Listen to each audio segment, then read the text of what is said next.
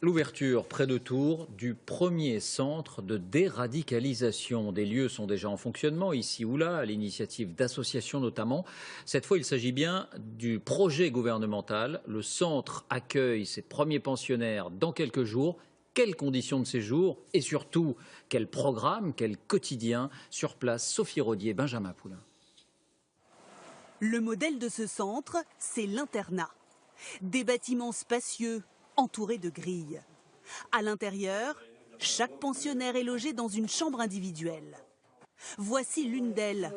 Il pourra l'aménager à sa guise et tout est fait pour qu'il se sente chez lui. Déjà, ça part de là, la reconstruction et pouvoir repenser vers une nouvelle vie future, quoi. Tous les pensionnaires sont volontaires et ils auront des obligations. Lever 6h45, porter un uniforme et se soumettre à un emploi du temps strict. Une journée type dans le centre, c'est un réveil avec des activités collectives pour réapprendre à vivre tous ensemble, avec des activités citoyennes aussi, après, par la suite, sur certains ateliers.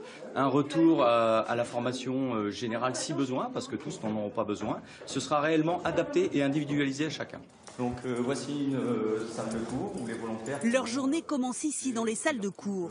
Les volontaires y passeront plusieurs heures par jour. Au programme, histoire, découverte des différentes religions et aussi échange sur les valeurs de la République. Et sur ce tableau, les activités annexes qu'ils pourront pratiquer.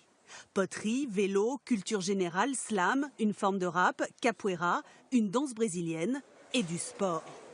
Un programme de déradicalisation expérimentale. Les organisateurs se donnent 1 an pour tester son efficacité.